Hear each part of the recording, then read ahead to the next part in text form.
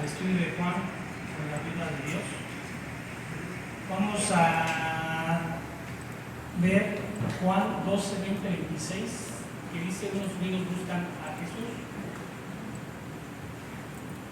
Dice: en nombre del Padre, del Hijo, del Espíritu Santo. Amén. Había ciertos griegos entre los que habían subido a adorar en la fiesta.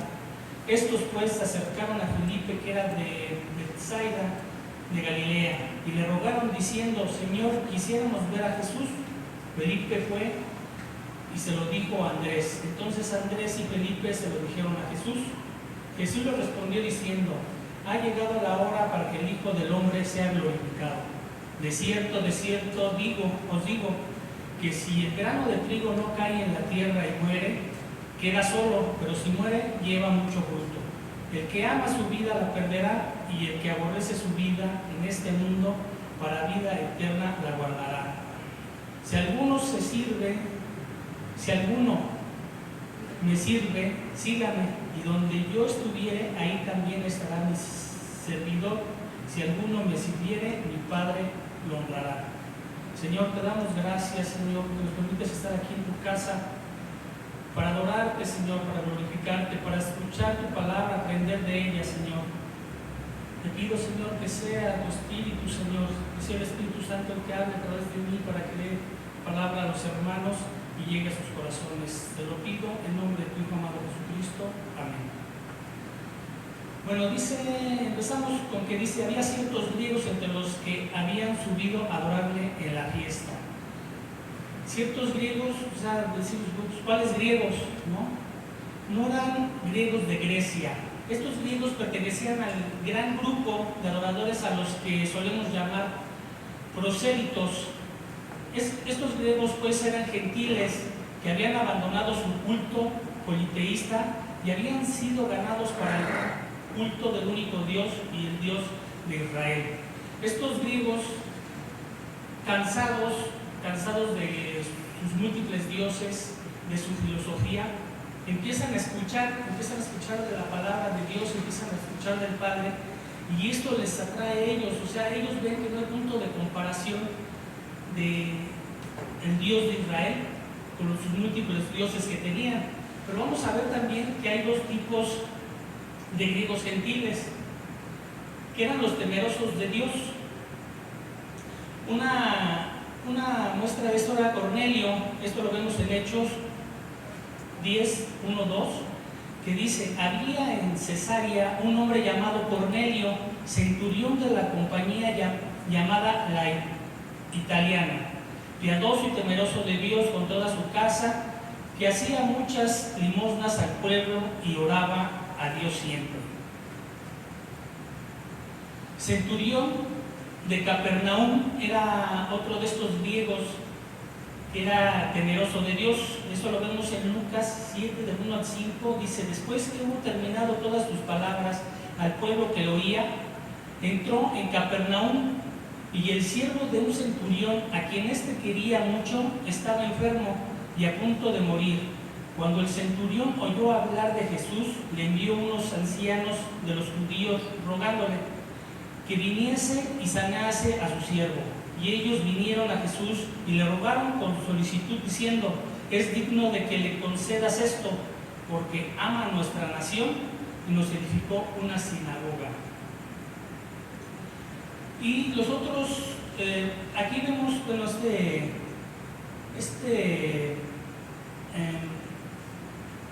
esta diferencia de que vamos a ver de los dos tipos de griegos gentiles, que los otros son los prosélitos, que eran circuncidados y adoptaron la vida de los judíos y la religión judía. Aquí yo lo que veo es que los que se acercaron a hablar a Jesús fueron los temerosos de Dios.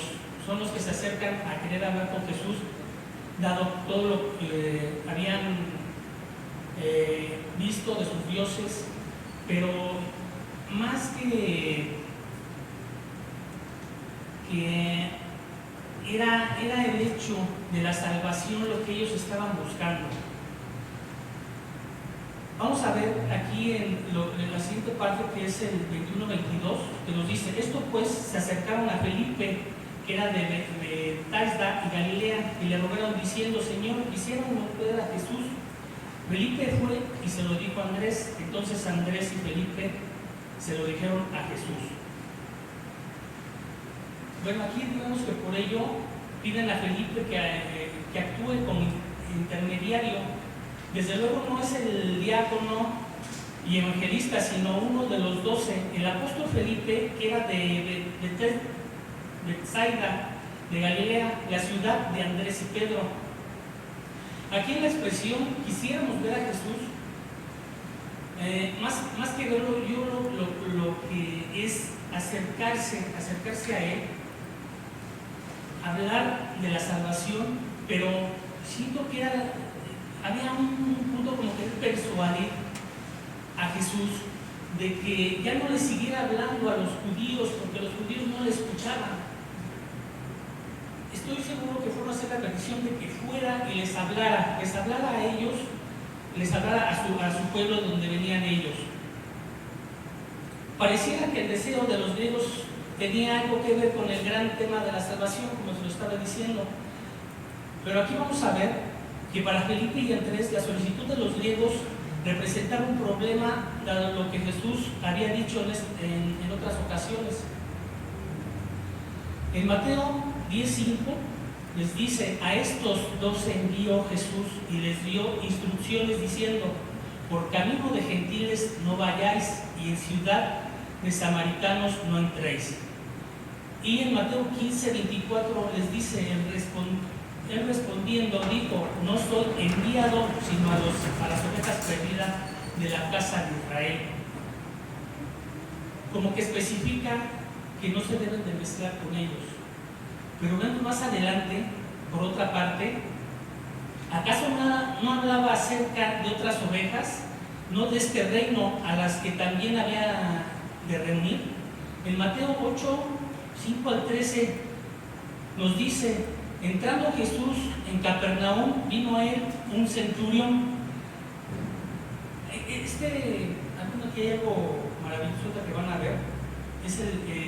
Nos habla también este centurión en Lucas, lo que habíamos visto por aquí.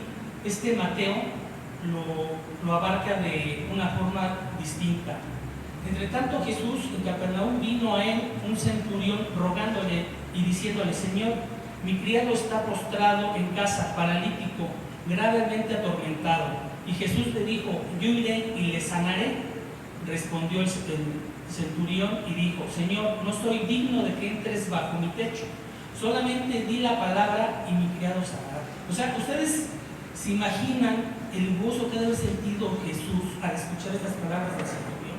O sea, la fe que él está demostrando en ese momento, cómo le está diciendo: o sea, no entres, mi casa no es digna, dado a lo que estábamos hablando, pero si tú lo dices, él será sano.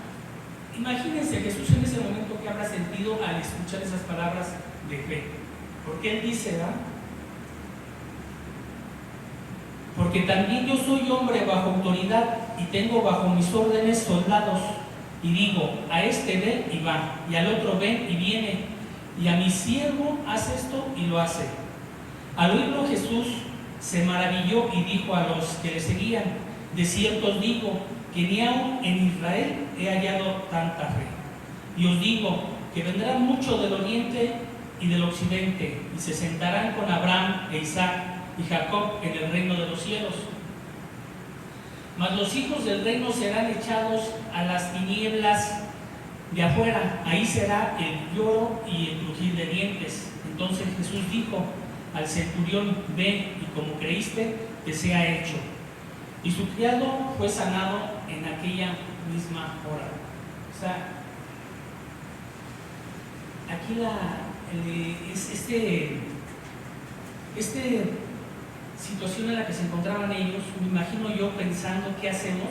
Porque también, ¿acaso Jesús, a conceder audiencia a los griegos, no incitaría la ira de todo el pueblo judío? Especialmente si la entrevista se sostenía en algún lugar del templo. Como en Hechos 21-28 dice: dando voces, varones israelitas, ayudad este es el hombre que por todas partes enseña a todos contra el pueblo, la ley y este lugar, y además de esto ha metido a griegos en el templo y ha profanado este santo lugar. Recordemos que entrar al templo era imposible para los gentiles, y que tuviera una entrevista a Jesús con ellos iba a ser motivo de más ira. De por sí ya lo odiaban, iba a ser motivo de mayor ira hacia Jesús. Pero en todo momento vamos a ver que el plan de Dios era dar la salvación a todo el mundo.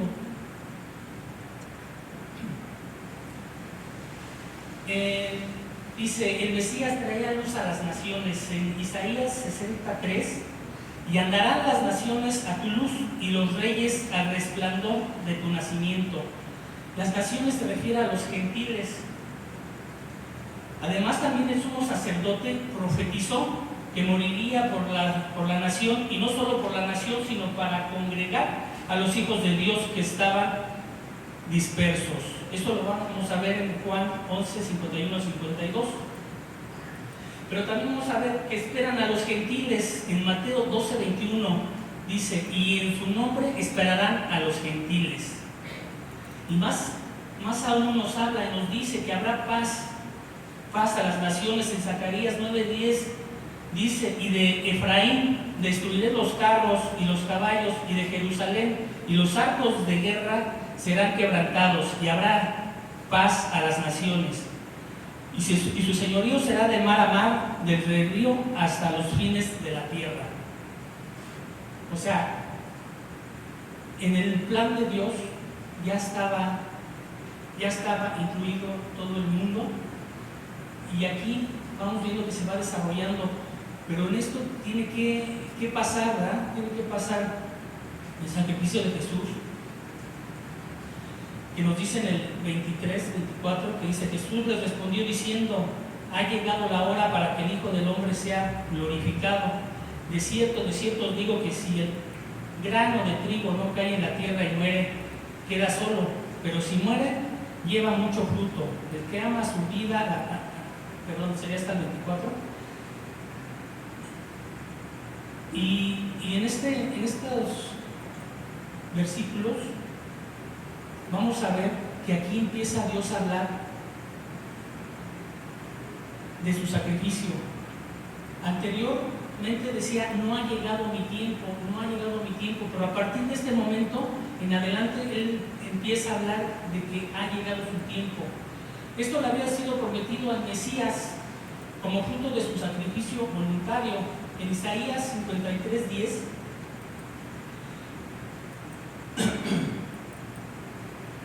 con todo eso, Jehová quiso quebrantarlo, sujetándolo a padecimiento. Cuando haya puesto su vida en expiación por el pecado, verá el linaje, vivirá por largos días, y la voluntad de Jehová será en su mano prosperada.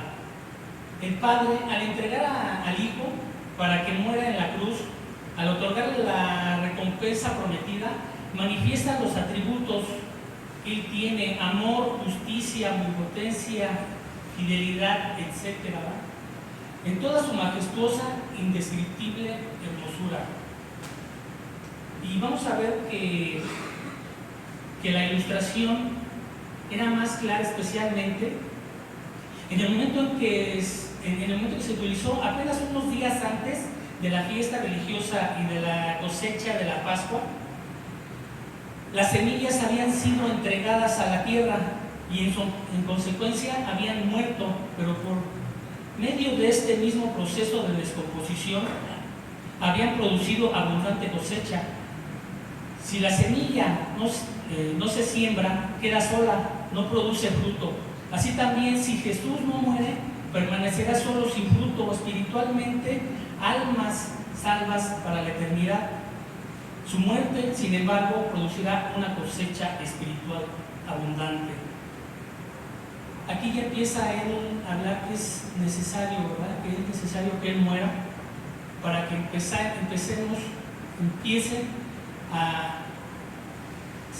a salir su reino, ¿verdad? Había un conflicto entre los judíos y los gentiles con respecto de esto de la cruz. En 1 Corintios 1, 22, 24 nos dice: porque los judíos piden señales y los griegos buscan sabiduría, pero nosotros predicamos a Cristo crucificado, para los judíos ciertamente tropezadero, y para los gentiles locura, mas para los llamados, así judíos como griegos, Cristo poder de Dios y sabiduría de Dios. Era para ellos el Mesías que ellos esperaban, siempre había sido el que los liberara. Ellos esperaban un guerrero, ellos esperaban a alguien que fuera fuerte, que los llevara a la pelea, no un Mesías que fuera humillado, que fuera crucificado, que muriera de esa manera en que él murió, y eso al pueblo le causaba mucho conflicto. Pero ellos no veían que desde Daniel ya venía.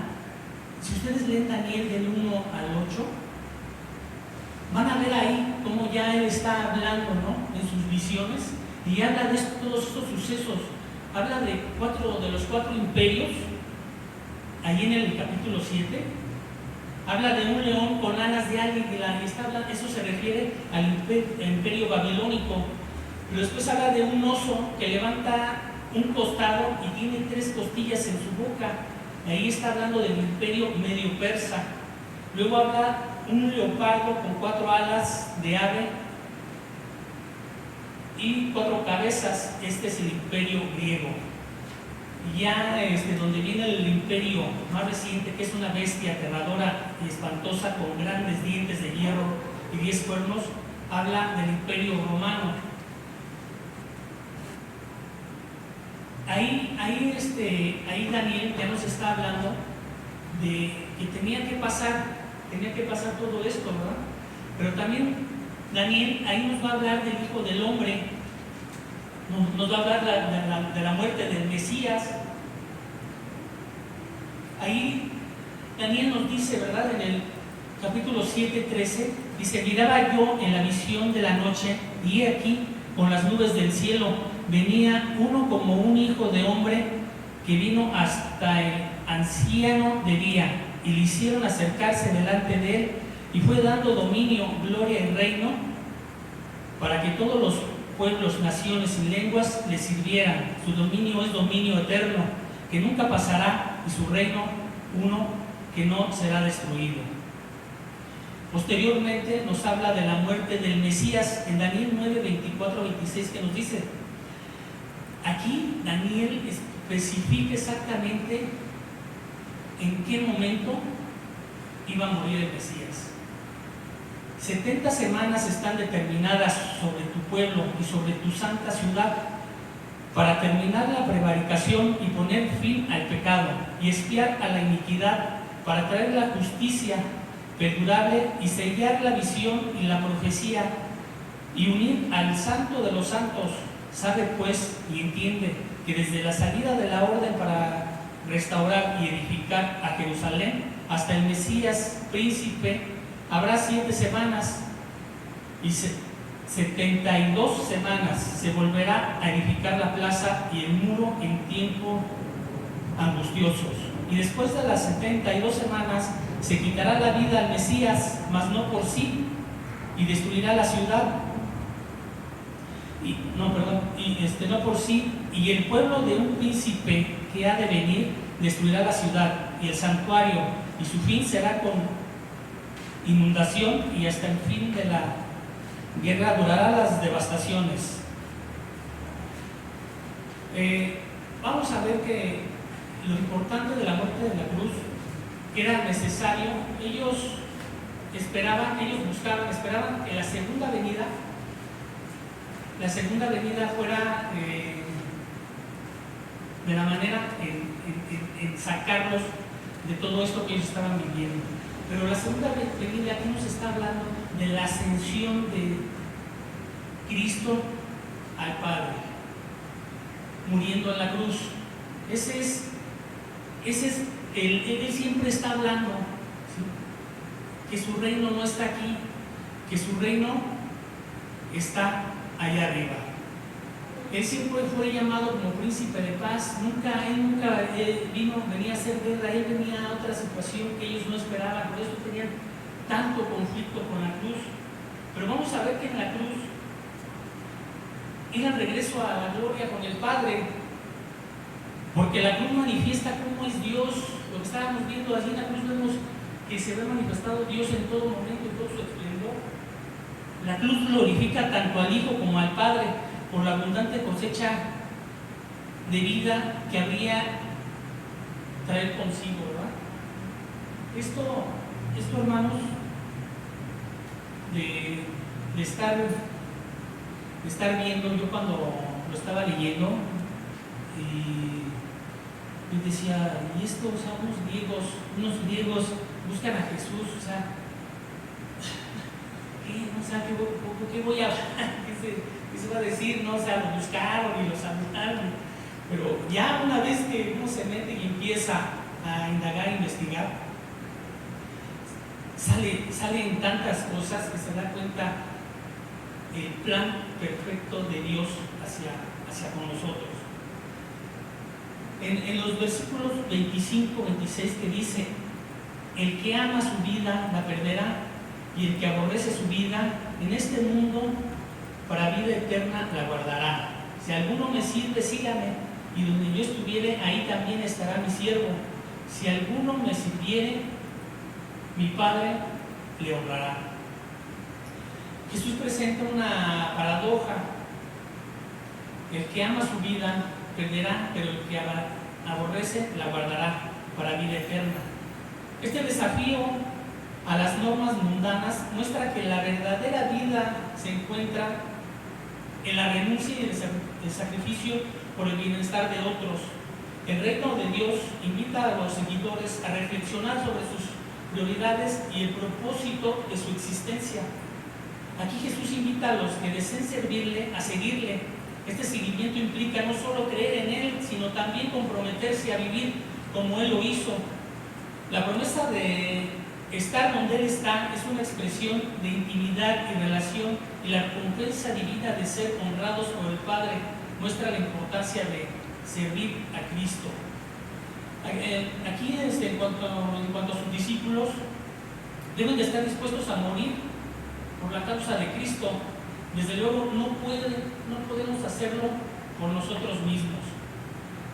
Aquí lo que es Juan, ya no extendí más y adopté la opción que hizo mi esposa la vez pasada de dejarles una especie de tarea donde ustedes puedan ver ustedes este texto de Juan 12, 25, 26, que lo vean en Mateo, lo vean en Marcos y lo vean en Lucas, y hagan ustedes sus comparaciones. Yo por último ya como conclusión les puedo decir que Juan 12, 20 al 26 nos dice, ¿verdad?, que nos invita a los creyentes a comprender la profundidad del sacrificio de Jesús y el significado de seguirle. Presenta conceptos claves sobre la glorificación a través de la muerte, la inclusión de los gentiles y la vida de servicio. Sorprende al mundo. Este pasaje es un llamado a renunciar a nuestras propias vidas en el sentido egoísta y a vivir para la gloria de Dios y el bienestar de los demás, cultivando así una vida que produce frutos eternos. Hermanos, yo con esto termino.